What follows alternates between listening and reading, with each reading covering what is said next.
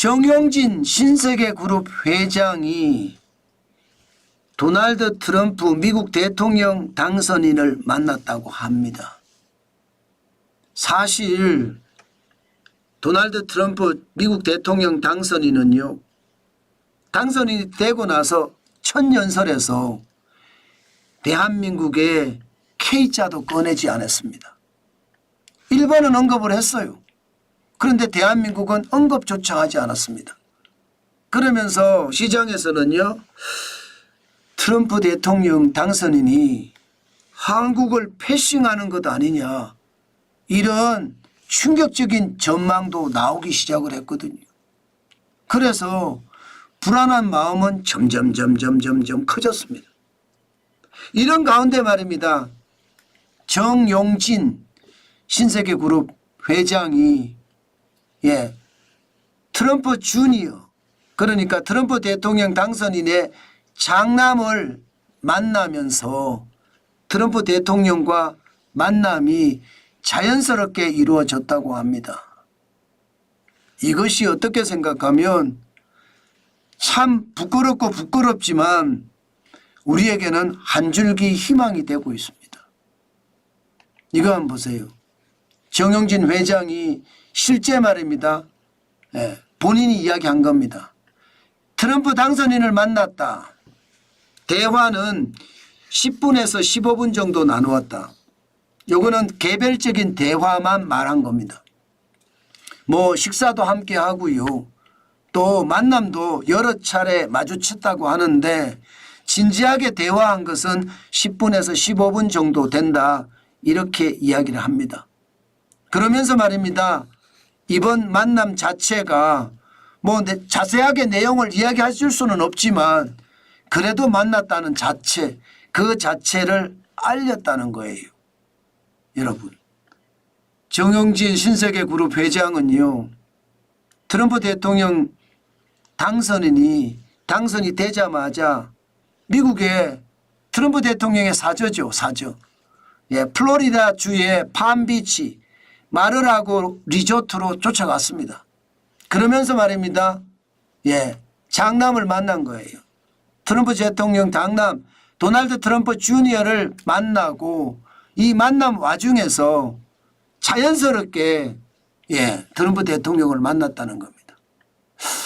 뭐 10분 15분 대화라고 하는데 어떤 얘기냐, 여기에 대해서는 크게 뭐 말하지는 않았지만 예상키로는요, 아무래도 트럼프 대통령은 기업인들과 만나는 걸 좋아하잖아요.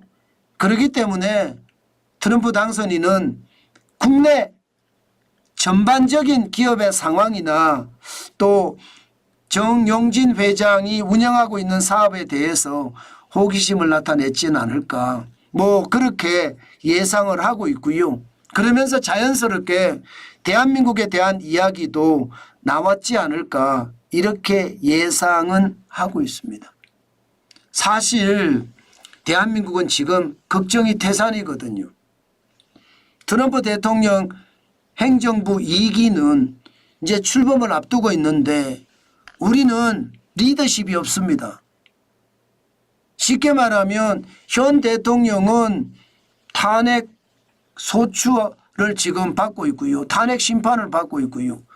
게다가 한덕수 대통령 권한 대행은 뭐 트럼프 측에서 만나려고 안 하죠.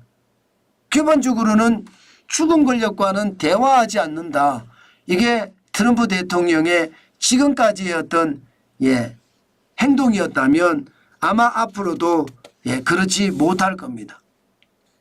그래서 정용진 신세계그룹 회장이 트럼프 대통령 장남도 만나고 대통령도 만났다는 것은 그만큼 아예 패싱은 아니다, 뭐 이렇게 느껴질 수도 있습니다. 사실 지금 트럼프 대통령은요, 취임하면 적어도 50시간 내라고 했거든요. 그러면 이틀이 안 걸립니다. 모든 수입품의 보편관세 10에서 20% 매기고요. 중국 제품에 대해서는 60%, 멕시코 생산 중국 자동차에 대해서는 최대 2000%까지 관세를 매기겠다 했습니다. 이것 우리에게는 치명타가 되거든요. 대한민국은 수출 중심의 국가입니다. 그런데 수출을 못하게 되면 상황은 점점 어려워지겠죠. 벌써 말입니다. 트럼프 대통령은 중국에게는요 기존 관세에 플러스 10% 매기겠다. 멕시코와 캐나다에 대해서는 25% 매기겠다. 이렇게 이야기를 했습니다. 이렇게 되니까 멕시코도 금리 내리니라 정신없고요. 캐나다도 금리 내리니라 정신없습니다. 왜? 자국의 통화 가치를 화폐 가치를 떨어뜨려서 같은 달러로 똑같은 물건을 사게 하겠다는 그런 환율 전쟁을 지금 시작했다는 뜻이에요. 그만큼 말입니다. 세계는 대비하고 있다는 뜻이죠. 여기에다가 대한민국에게는요 주한미군 방위비에 대한 문제가 있습니다. 트럼프 대통령은 한국을 가리켜서 머니 머신이라고 이야기를 하면서요 방위비를 10배 올려달라요. 10배. 2024년 방위비 분담금이 1조 4,040억 원입니다. 그런데 지금 트럼프 대통령의 인상 요구액은 100억 달러예요. 그러면 10배 정도 됩니다. 10배. 지금은 1394조 원이 죄송합니다. 13조 9,400억 원이라고 이야기하지만 10배가량 됩니다. 지금까지 바이든 행정부하고 방위비 분담금 합의를 했지만 이조차도 뭉개버린다는 뜻이죠. 뭉개버리고 다시 협상을 한다는 뜻입니다. 진짜 대한민국 입장에서는 미국이 동맹이고 우방이지만 지금 사실은 동맹이고 우방인 미국이 블랙스완입니다. 언제 터질지 모르는 위기 중에 하나예요. 그러니까 우리 입장에서는 지금 굉장한 어떤 충격적인 일이 일어나기도 할 수 있습니다. 저는 이게 앞으로 우리에게는 치명타를 줄 거라고 생각을 하거든요.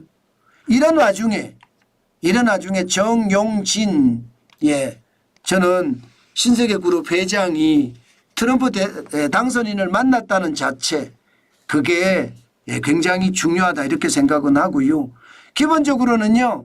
트럼프 당선인하고 이야기를 할 때 대한민국에 대한 것은 특별한 언급이 없었다 이렇게 이야기합니다. 그리고 트럼프 대통령이 나에게 여러 가지를 물어보셨지만 구체적인 상황은 얘기하지 않는 것이 좋겠다 이렇게 선언을 했습니다.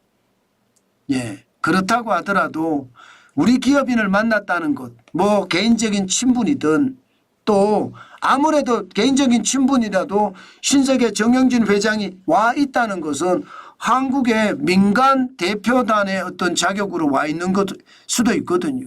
그런 것까지 감안을 해서 아마 이야기를 했을 텐데 좀 더 앞으로 구체적인 이야기가 나오겠지만 중요한 것은요.